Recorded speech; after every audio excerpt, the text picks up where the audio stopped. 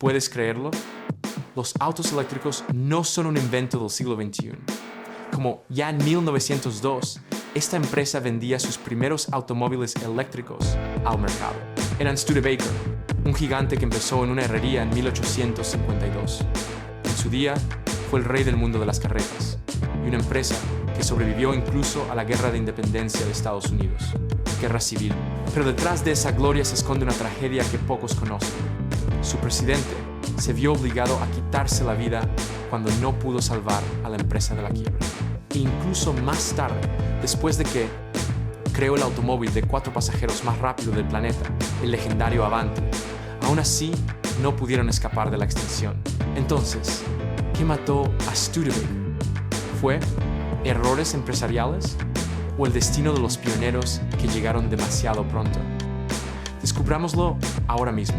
En 1852, en el corazón del medio oeste estadounidense, donde se extendían los campos de Indiana hasta el horizonte, 2 hermanos inmigrantes alemanes, Clement y Henry Studebaker, construyó una pequeña herrería en South Bend. El sonido de los martillos, acero golpeando, chispas volando en la oscuridad. Este fue el comienzo de una historia que duraría más de un siglo. Pero fue el hermano menor, John Muller Studebaker, quien marcaría el punto de inflexión, cuando California estalló la fiebre del oro y John abandonó su hogar en busca de fortuna. No para extraer oro, sino para fabricar picos, palas y herramientas para los propios mineros. El dinero que trajo fue suficiente para comprar la parte de Henry, empujando a Studebaker a un capítulo completamente nuevo. De una herrería familiar, la empresa de fabricación Studebaker Brothers pasó a convertirse en el gigante del mundo de las carretas. Durante la Guerra Civil estadounidense, las carretas Studebaker rodaban junto a el Ejército de la Unión, duradero, confiable, se está convirtiendo en un símbolo de la independencia estadounidense, perseverancia. Y luego, a medida que el mundo comenzó a entrar en la era de la mecanización, a principios del siglo XX, Studebaker demostró una vez más su carácter pionero. En 1902, introdujeron sus primeros automóviles eléctricos. Desarrollado a partir de las bases de los vagones tradicionales, pero mecanizado de forma inteligente, el chasis siguió siendo una estructura de escalera de acero y madera, con ejes delantero y trasero macizos suspendidos por ballestas como un vagón, lo que permite a la empresa aprovechar las herramientas existentes y artesanía. El motor eléctrico estaba montado directamente debajo del asiento del pasajero. Era un motor de corriente continua que transmite potencia al eje trasero a través de transmisión por cadena o transmisión de engranajes simple, sin caja de cambios, de varias velocidades como los motores de gasolina posteriores coches. Todo el paquete de baterías de plomo, ácido, se colocó en la parte trasera, debajo del piso, que formaba una gran caja de batería que mantenía el centro de gravedad bajo, mientras colocando la mayor parte de la carga cerca del eje trasero motriz. La carrocería seguía a un carro, diseño de estilo, sin techo rígido. Muchas versiones en fiating o runabout con ruedas de radios y neumáticos de caucho macizo o de gran diámetro. El sistema no utilizaba un volante como lo harían los automóviles posteriores, sino un timón o la manija giraba para cambiar de dirección. La velocidad se controlaba mediante resistencia, pasos. Cada paso corresponde a un voltaje y par específicos entregados al motor. La aceleración se producía en etapas claramente definidas. Esto fue un paso audaz, idea casi increíble en una América aún nublada por el polvo de los vagones en carreteras. En 1903, para transformarse de un imperio de carros a una empresa totalmente mecanizada, la empresa industrial Studebaker decidió firmar un acuerdo de asociación con la Garford Company de Ohio. Suministrará chasis para su primer vehículo propulsado por gasolina automóviles. Garford quería ir más allá y poner su propio nombre en el capó. Pero Studebaker comprendió el poder de la marca e hizo todo lo posible para mantener a su socio en un rol de proveedor, evitando que Garford convertirse en un competidor directo. Fue una confrontación silenciosa, pero también la primera advertencia de una competencia aún más feroz. Para 1908, un nuevo nombre apareció: EMF. Fundada por 3 veteranos de la industria, Everett, Mesa y Flanders, tenían experiencia, fábricas y ambición, pero lo que les faltaba era una red de distribuidores. Studebaker vio la oportunidad y firmó un acuerdo de distribución, llevando los automóviles IMF a más de 4,000 concesionarios en todo Estados Unidos. Inicialmente se esperaba que la asociación creara una nueva fuerza fuera de los tres grandes. Pero IMF sufría un problema importante, de calidad inconsistente. El problema no era en el diseño, pero en procesos de fabricación mal controlados. El Detroit. La fábrica utiliza métodos de ensamblaje semi-artesanales con diferentes equipos de manejo, cada etapa sin una estandarización unificada, algo que Ford ya estaba empezando a hacer, implementar al mismo tiempo. Como resultado, los autos del mismo modelo podrían variar significativamente en detalles como la alineación del eje, el juego del varillaje de dirección o holgura de los cojinetes. Las cajas de engranajes IMF fueron criticadas con frecuencia por resbalarse de equipo, mientras que los sistemas eléctricos no eran confiables, lo que generaba dificultades, arranque o pérdida repentina del encendido. Además, muchos coches fueron entregados a concesionarios antes de ser terminadas correctamente. Algunas unidades ni siquiera tenían sus sistemas de frenos o motores completamente instalados o ajustados. Todo esto creó la reputación de arreglarlo todas las mañanas. Y, aunque solo el distribuidor Studebaker vio dañada también su propia reputación, Studebaker decidió actuar. Recortó el volumen de ventas y ejerció presión legal y acorraló a IMF. Para 1901, Studebaker adquirió la empresa por completo, renombrándola Studebaker Corporation. En 1913, Studebaker cerró oficialmente la era de las camionetas cuando dos modelos con la marca aparecieron en las calles de Estados Unidos. El primero fue el SA-25. La carrocería del SA-25 se fabricó en varias configuraciones, pero la mayoría eran coches de turismo de 4 puertas, sin ventanas laterales, con parabrisas dividido e interiores sencillos tapizados en cuero. El diseño fue optimizado para caminos de tierra estadounidenses de la época, fácil de reparar y de fácil acceso. El chasis utiliza una estructura de bastidor de escalera de acero forjado, una opción robusta, capaz de manejo de cargas, sin dejar de ser fácil de fabricar con los equipos existentes de la empresa. Tecnología. El motor estaba montado en la parte delantera, un 4 cilindros en línea refrigerado por agua, unidad que transmite potencia al eje trasero a través de una caja de cambios manual de 3 velocidades y un eje de transmisión tubular. Un avance significativo respecto a los sistemas de transmisión por cadena, común entre los fabricantes más pequeños. La suspensión siguió utilizándose ballestas semi-olípticas, tanto delanteras como traseras, heredadas directamente de vagones Studebaker, pero refinados para velocidades más altas. Dirección de tornillo sin fin y sectorial. Proporcionó una respuesta estable, mientras que los frenos de tambor se montaron principalmente en el ruedas traseras, una disposición estándar para los automóviles de principios del siglo XX. Luego llegó el modelo I, considerado el paso audaz de Studebaker en el mundo de motores de 6 cilindros, una elección poco común en 1913, cuando la mayoría de los competidores seguían siendo fiel a los 4 cilindros para mantener bajos los costos.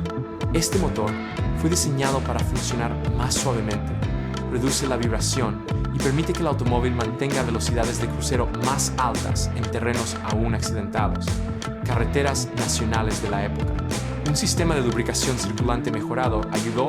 El motor resiste el sobrecalentamiento mejor que muchos contemporáneos, mientras que el tanque de combustible montado en la parte trasera alimentaba el carburador a través de una línea de presión simple pero estable. Una caja de cambios de 3 velocidades. Combinado con un embrague de fricción seca, los cambios de marcha fueron más fáciles de controlar. Bueno, adecuado para conductores que están en transición de vehículos tirados por caballos a automóviles. El marco siguió siendo un diseño de escalera tradicional, pero se reforzó a lo largo de los rieles longitudinales para soportar mejor el peso, fuerzas generadas por el motor más grande. Los estilos de carrocería incluían turismo y cerrado, versiones sedán con espejos laterales montados con abrazadera en el parabrisas de una sola pieza, y faros incandescentes fijados directamente al travesaño delantero. En 1915, cuando Albert Russell Erskine se convirtió en presidente, Studebaker comenzó a cambiar con la fuerza de un fuerte viento. Reorganizó la estructura financiera, estandarizó cada etapa de producción y amplió la red de distribuidores, una escala que la compañía nunca había visto antes. La visión de Erskine transformó a Studebaker en una marca nacional que no solo vende coches, sino que transmite un estilo de vida basado en el refinamiento y la confianza. Un punto de inflexión importante llegó en 1927, cuando Studebaker completó su jerarquía de productos. La línea Dictator se posicionó como la opción estándar, mientras que el Comandante se centró en los conductores que buscan fuerza y larga distancia, durabilidad a distancia. En la cima se sentó el Presidente, un modelo en el que Studebaker vertió toda su ingeniería y elegancia con el objetivo de estar al lado de cualquier marca prestigiosa del mercado. Estos nombres hicieron más que diferenciaron productos. Establecieron una identidad de marca clara durante la era dorada, era de la industria automotriz estadounidense. La ambición de Erskine no se detuvo ahí. En el 1928 impulsó a Studebaker al segmento de ultra lujo al adquirir Pierce Arrow, un nombre legendario conocido por sus elegantes automóviles y faros, montado directamente en los guardabarros delanteros, un diseño que se reconoce al instante como un marca de estatus. Los enormes motores de Pierce Arrow, que superaban los 13 5L, reflejaban la determinación de Studebaker de estar a la par de la élite, no solo en ventas, sino también en prestigio de ingeniería. Sin embargo, en el sentido opuesto. En esta dirección, los proyectos de automóviles de bajo precio de la compañía no lograron entregar los resultados esperados. La línea Erskine, que lleva el nombre del propio presidente, se lanzó para competir con el Ford Modelo A, pero no logró encontrar el equilibrio adecuado entre precio, tamaño y demanda real del mercado. Un esfuerzo posterior con la línea Rockman, inspirado por el legendario entrenador de fútbol Kurt Rutten, tampoco logró revertir la tendencia a medida que el mercado comenzó a cambiar de forma impredecible. Para 1929, cuando la tormenta económica, la depresión golpeó, no solo sacudió a Wall Street, derribó empresas de maneras que nadie pudo detener tiempo. Y Studebaker, a pesar de su amplia presencia en el mercado, no pudo escapar de la vórtice. Y el mayor error provino de su propio y talentoso líder, Albert Erskine. Con una fe optimista en el mercado, mantuvo una política de pagar altos dividendos, incluso cuando las ganancias comenzaron a disminuir. En una época en la que el efectivo era oxígeno para sobrevivir, Studebaker permitió que fluyera demasiado oxígeno hacia el exterior. El inventario aumentó, las ventas disminuyeron y la cadena de suministro comenzó a estancarse. En 1933, Studebaker se vio obligada a declararse en quiebra, a un paso de la bancarrota. Esto fue no solo un colapso financiero, sino una tragedia personal para Erskine. Destituido del cargo, presionado por accionistas y agobiado por un sentido de responsabilidad por la caída, él eligió el camino más oscuro. Su historia, por dolorosa que sea, nos recuerda que la historia industrial estadounidense no está construida solo de acero y máquinas, pero también de vidas humanas fragilizadas por la convulsión. Cuando Erskine dejó el escenario, parecía que Studebaker desaparecería con él. Pero de la oscuridad surgieron dos nombres. Harold Vance y Paul Hoffman surgieron para intentar lo que muchos creían imposible: reestructurar todo el sistema, reducir la producción y vender Pierce Arrow para restablecer el flujo de caja. El periodo de 1929 a 1933 fue la nota más baja y profunda de la Sinfonía Studebaker cuando El Resplandor de Detroit dio paso a la dura realidad del colapso económico. El periodo de 1929 hasta 1933 fue la nota más baja y profunda de la Sinfonía Studebaker cuando El Resplandor de Detroit dio paso a la dura realidad del colapso económico. Pero también fue de ese mismo fondo es donde un nuevo capítulo comenzaría a tomar forma. En 1936, para crear una imagen completamente nueva, recurrieron a un nombre externo: la industria automotriz. Raymond Loewy. Loewy no era ingeniero, sino un diseñador industrial conocido por locomotoras, refrigeradores y la filosofía de lo más avanzado hasta ahora aceptable, bajo su control y el de su equipo.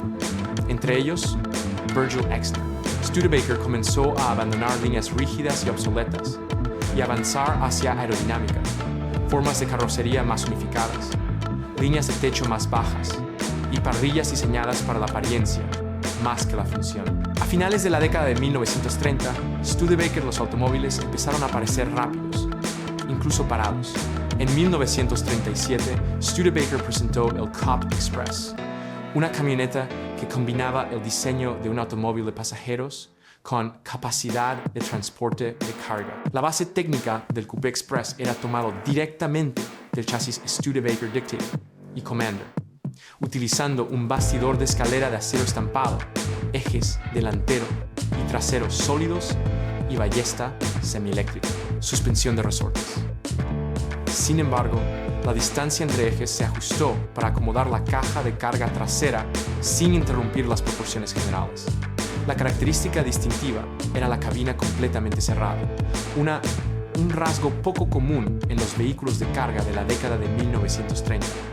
La cabina estaba marcada como una sola unidad, con puertas de acero, un parabrisas suavemente curvado y una línea de techo más baja que camiones convencionales, creando una posición de asiento más cercana a la de un pasajero coche. Directamente detrás de la cabina había una plataforma de carga integrada, no separada como una camioneta tradicional, con laterales de caja redondeados diseñados según el método de Raymond Loewy, lenguaje aerodinámico. La caja no enfatizaba la carga útil máxima, sino se priorizó la estética, la continuidad y la rigidez de la carrocería. El Coupé Express utilizó el motor de 6 cilindros en línea de Studebaker, con un desplazamiento aproximado de 226 a 250 pies cúbicos, dependiendo de la versión. Combinado con una transmisión manual de 3 velocidades, el tren motriz, no estaba destinado a trabajos de construcción pesados, sino a usuarios que necesitaban transportar carga liviana, herramientas o equipamiento personal con la velocidad y suavidad de un turismo. Pero cuando la Segunda Guerra Mundial estalló entre 1942 y 1945, Studebaker detuvo por completo la producción de automóviles civiles. Líneas de montaje fueron redirigidos al servicio militar, vehículos de transporte, el M29 Weasel vehículo de orugas para condiciones de nieve y pantanos, y más de 63,000 motores de avión ciclónicos para bombarderos 17. La fábrica ya no producía a sueños personales, pero sirvieron al esfuerzo de supervivencia de toda una nación. Cuando la guerra, en 1947, Studebaker tomó una decisión audaz. Se convirtieron en la primera empresa estadounidense.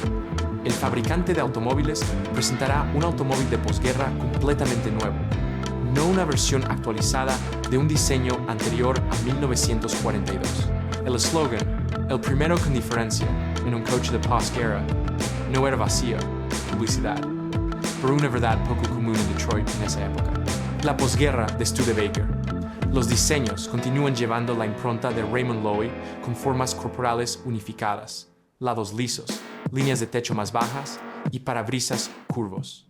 Estos coches ya no tenían la tosca apariencia mecánica de la década de 1930, pero comenzó a reflejar la velocidad, el movimiento y el optimismo de la posguerra estadounidense. Sin embargo, dentro de ese éxito, hizo que el conflicto comenzara a crecer.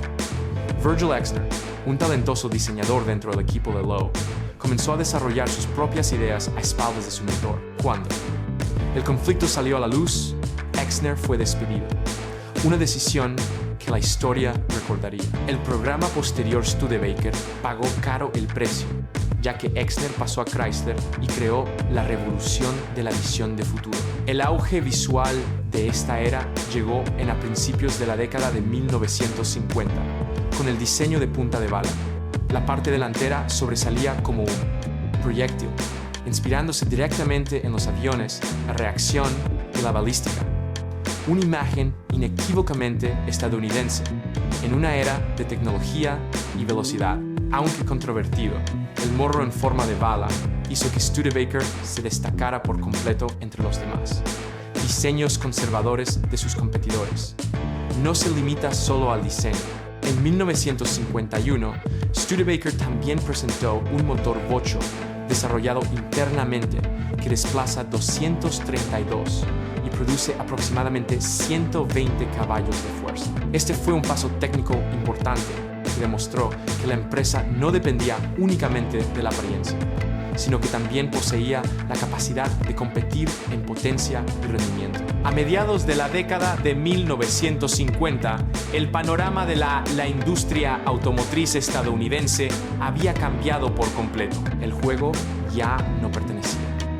No se trata solo de innovadores individuales, sino también de escala, control de costos y poder financiero. General Motors, Ford y Chrysler, los tres grandes, controlaban las líneas de producción, materias primas y redes de distribución. Fabricantes de automóviles independientes como Studebaker, Packard, Nash y Hudson comenzaron a sentirse claramente contra la pared.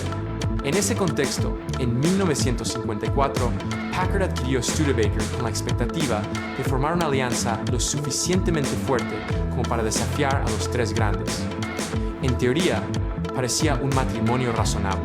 Packard aportó prestigio y refinamiento, ingeniería, mientras que Studebaker ofreció un mayor volumen y una amplia gama de distribuidores. La realidad, sin embargo, resultó muy diferente. Packard no comprendió la gravedad de la situación financiera de Studebaker, los altos costos de producción, los bajos, la productividad y los contratos laborales inflexibles en South Bend habían erosionado las ganancias durante años.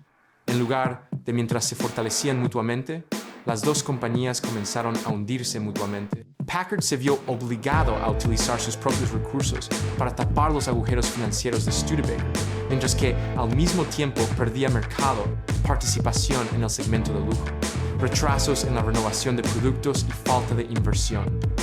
El capital aseguró que la alianza nunca alcanzara las economías de escala que había esperado. En medio de este periodo difícil, Studebaker todavía intentó crear un halo. En 1956 lanzaron el Golden Hawk. Estructuralmente, el Golden Hawk mantuvo el tradicional bastidor de escalera de acero de Studebaker, pero con refuerzos para soportar el torque significativamente más alto de un Vocho más potente que los modelos anteriores. El cambio principal residía en la transmisión. El Golden Hawk estaba equipado con el Packard 352 CI en Vocho, un motor grande y pesado que produce hasta aproximadamente 275 caballos de fuerza, superior a la mayoría de los coches americanos de su clase en 1956.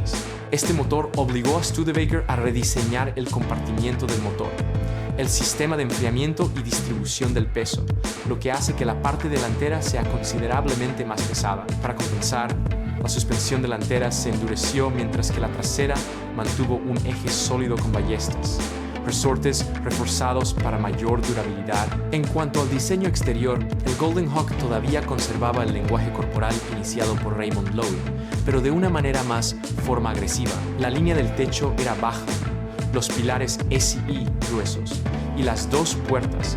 El cuerpo presentaba una línea de carácter fuerte a lo largo de los lados, creando una sensación de movimiento incluso en reposo. El capó presentaba una protuberancia central elevada, tanto estética como sugerente de la potencia subyacente. Una gruesa parrilla cromada combinada con el halcón dorado.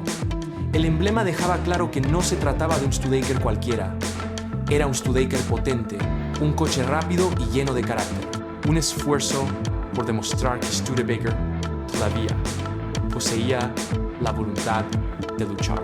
En 1957, la empresa buscó un nuevo camino al asociarse con Mercedes-Benz, distribuyendo vehículos Mercedes a través de concesionarios Studebaker en Estados Unidos. Al mismo tiempo, Paxton. Los supercargadores se ofrecieron en modelos selectos de alto rendimiento, creando un punto destacado técnico destinado a entusiastas de la velocidad. Pero estas soluciones fueron solo temporales. En 1958, Packard fue oficialmente descontinuado. El nombre que una vez representó la cúspide del lujo americano desapareciendo del mercado. Studebaker sobrevivió, pero ahora tenía que seguir adelante solo y ya no tenían la capital para competir en la carrera por tamaño y potencia contra los tres grandes. Lo que necesitaban era una solución que fuera rápida, económica y suficientemente diferente para rescatar a la empresa del abismo. La respuesta llegó en 1959 con un nombre práctico y breve: LARC. LARC no fue una revolución técnica. Se creó reduciendo los modelos Studebaker existentes, acortando la longitud total, reduciendo el peso y simplificando equipo. Sin embargo, esa misma simplificación se convirtió en su ventaja. A medida que los autos estadounidenses cada vez era más grande y pesado, el LARC era compacto, fácil de conducir, económico y significativamente más barato. El mercado respondió positivamente. Las ventas aumentaron durante un poco tiempo después. Studebaker encontró un segundo aire, un segundo aliento. Pocos lo creyeron. Aún podía descubrir, sin embargo, la alondra solo ayudó a Studebaker a resistir, no cambiar la imagen de la marca. Para ello, la empresa necesitaba un nuevo símbolo. En 1962, Egbert invitó a Raymond Loewy nuevamente y le asignó una tarea que era casi imposible: diseñar un coche deportivo moderno que impactara al mercado en un plazo muy breve y con un presupuesto limitado. El resultado fue el Studebaker Avanti. El Avanti era completamente diferente de todos los coches estadounidenses de su época. El frontal era el elemento más distintivo. Avanti no usaba una parrilla tradicional. El aire de refrigeración era dirigidas a través de aberturas de entrada bajas, debajo del parachoques delantero. Esto permitió que el morro fuera afilado, suave y casi sellado.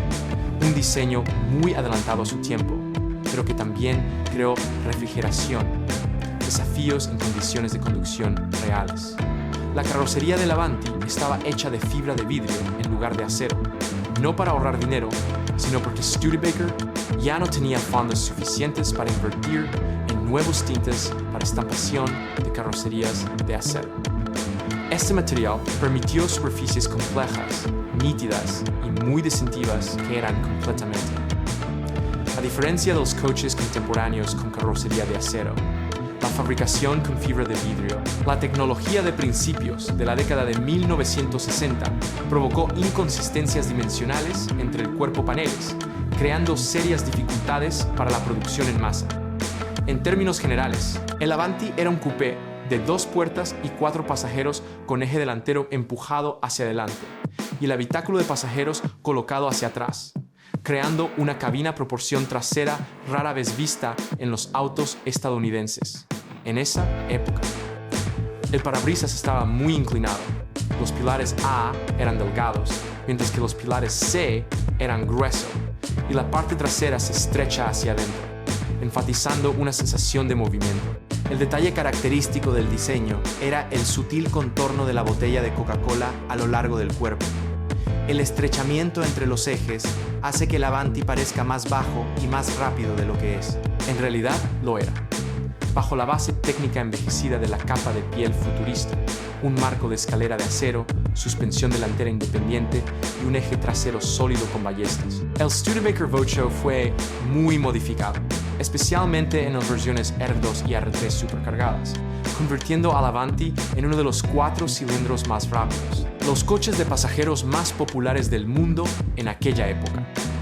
En Bonneville, el Avanti rompió la marca de los 29 registros, lo que demuestra que Studebaker todavía era capaz de construir verdaderamente máquinas de alto rendimiento. Pero el tiempo no estaba de su lado. Problemas de producción, la cobertura mediática negativa y la decisión de cerrar la planta de South Bend en 1963 asestó un golpe fatal. Avanti se convirtió en una obra maestra que llegó demasiado tarde, hermoso, rápido, audaz, pero no lo suficiente para salvar a una empresa en decadencia.